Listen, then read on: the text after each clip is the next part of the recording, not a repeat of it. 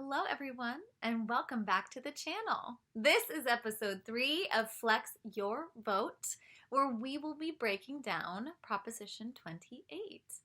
And if you are new to the channel, welcome. It's wonderful to have you here, and thank you for being a part of Flex Your Vote. If you have not already done so, I would encourage you to check out episodes 1 and 2 before coming back here to episode 3. In episode 1, I overview the video series and walk you through how a measure makes it onto the California ballot.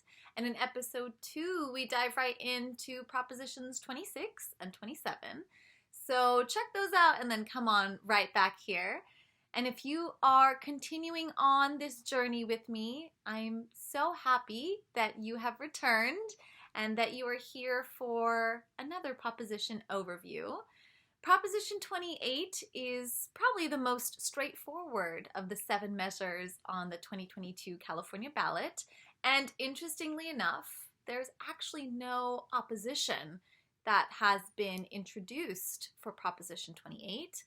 No individuals or entities have openly opposed Proposition 28, and there is currently no funding from any groups in opposition to this proposition. So it's very unique in that respect, and there is some very interesting background that ties to a previously enacted proposition, Proposition 98, which was enacted by California voters in November of 1988.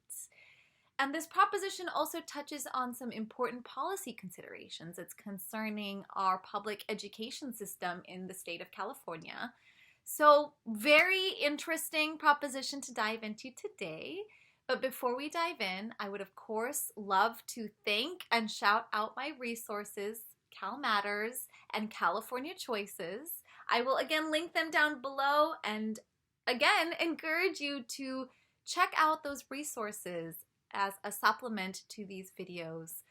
Familiarize yourself with the propositions through the help of these resources and gear up for submitting an informed ballot. Now, let us turn the key and start episode 3. So let's begin today's discussion with a separate proposition that was previously enacted, Proposition 98, which was passed by California voters in November of 1988. Proposition 98 was an initiative constitutional amendment, so it amended the California state constitution to require a minimum annual spending on our public education system. And these funds are to support our K through 12 public schools and our California state community colleges. So after Proposition 98 was passed, it required every single year for the California legislature to set aside a certain amount of funding to solely be directed to fund our public education system. Now, the amount that has currently been allocated sits around $100 billion, and this is an annual expenditure. And this might sound familiar to you because we did discuss this minimum annual spending in episode 2 in our discussion of Proposition 26. Because funds gathered as a result of Proposition 26 would be directed to the California State Wagering Fund, and the first purpose of this fund would be to supplement this annual spending requirement for our public schools. So why is this relevant to today's discussion of Proposition 28? Well, Proposition 28, if passed, would essentially require 5 things to happen. First and foremost, the state legislature would be required to allocate at least 1% of Proposition 98 funding for arts and for music education in our K through 12 public schools and our California state community colleges. This would currently amount to at least $1 billion for the arts, and for music and for performing arts and visual arts. Now, under Proposition 28, the state would be required to distribute these funds in a set formula. 70% of the budget must be distributed to schools based on their proportionate share of statewide enrollment, while the remaining 30% of the budget would be distributed to schools based on their proportionate share of low-income students, so students deriving from low-income households. Proposition 28 would require schools and school districts, once they receive their funding, to utilize 80% for the hiring of competent arts and music instructors, but would permit discretion with the remaining 20% of their funds. The school officials, the program directors, would be responsible for deciding how they wish to allocate, how they wish to expend this 20% of the funding they have received, so long that they are using the funds to improve or to create or to expand arts and music education in their school or their school district. The fifth and final effect of Proposition 28 would be a reporting requirement that works in two ways. First, every single school district would be required to submit an annual report to the California Department of Education, reporting how the funds were utilized, how much funding they received, what programs they were able to create, and the number of students who were impacted as a result of their arts and music programming. In addition, school districts would have to publish on their websites all of the same information for their community, for parents in the community, and for students in the community. So creating transparency between school districts and the community they served in the funding they received, the programs that are now being offered in arts and in music, and essentially demonstrating why the funding was expended in this way by demonstrating the impact, the number of students that were impacted, and the overall outcomes and improvements as a result of this programming. There are a number of reasons why Proposition 28 was introduced. Arts and music education is unfortunately one of the first to be sacrificed when there are budgetary constraints on a local level and on a statewide level. Arts and music education are not a foundational component of a lot of education decisions and education programs in our state. And this is seen all the way from the elementary to the middle, all the way up to the high school level. It's just one of the first things to be sacrificed when the budget has been limited or when there are extenuating circumstances that restrict the finances available to our schools. But on the flip side, exposure to the arts, exposure to music, engagement in visual arts and performing arts has tremendous impact and tremendous influence in academic achievement. There have been numerous studies that demonstrate playing a musical instrument or exposure to music from a young age actually increases the gray matter in one's brain. And gray matter are the regions in the brain that are neuron rich, which means that those are the regions of the brain that have the most efficient and the most integral information processing in one's brain. So playing a musical instrument is correlated with improved information processing, efficiency, and intelligence. And there are so many studies that also look at the relationship between exposure to arts and music, development of soft skills, development of confidence, development of communication skills, and with also improved mental health well-being and mental health outcomes. And that is a very important consideration in a post-corona world where mental health concerns have sufficiently increased amongst our youth.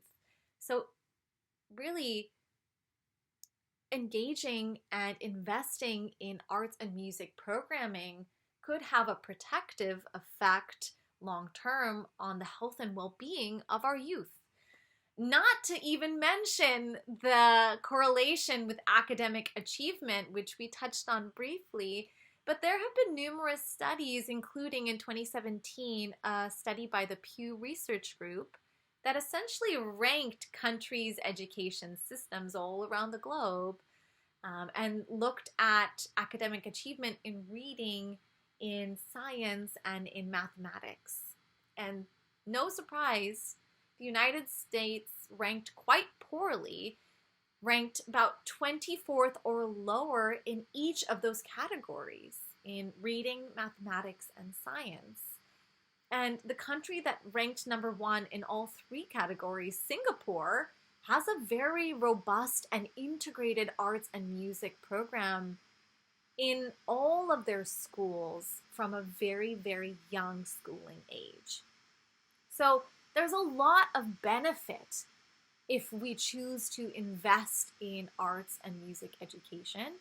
And this proposition would essentially provide insurance that there would always be funding. There would always be financial support for arts and music education, even if there are budgetary constraints. Because again, it would mandate this at least 1% of our Proposition 98 funding be dedicated solely for arts and music education in our public education system in California. Okay, let's talk arguments for and against, and let's talk money.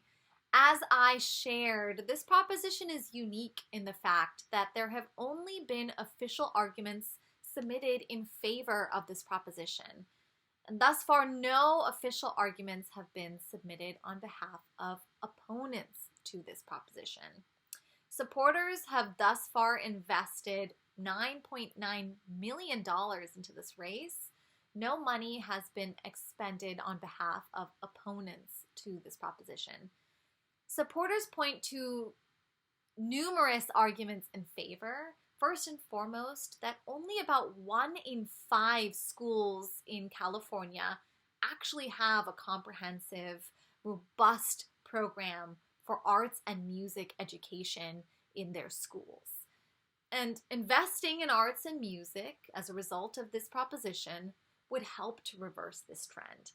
Additionally, investing in the arts, investing in music, and allowing students to engage in the arts and in music will significantly improve their mental health, wellness, and well-being, which has been on the decline, especially since the onset of the coronavirus pandemic.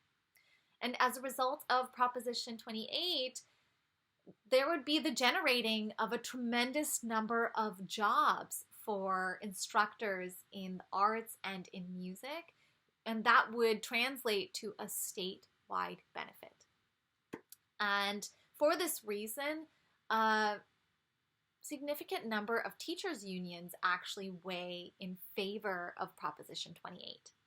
Now, as I stated, there are no official arguments opposing this proposition. However, there have been arguments submitted on a more informal means, primarily by newspaper editorial boards.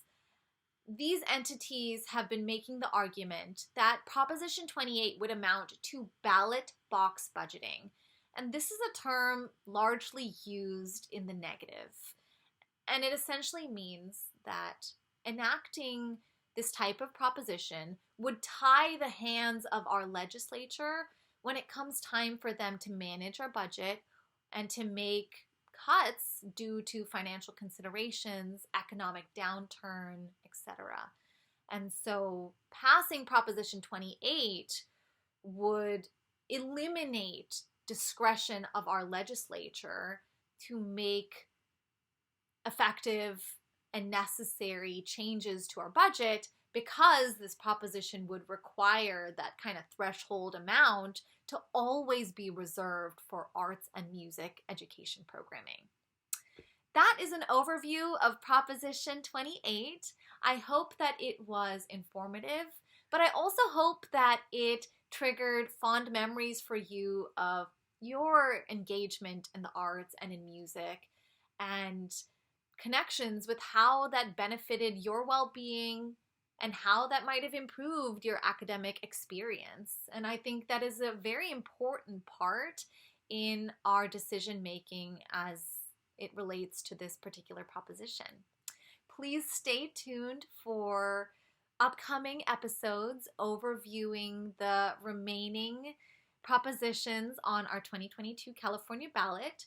Please add some comments, some questions down below. I want to hear from you. And with that, thank you for joining me today, and I will see you in the next video.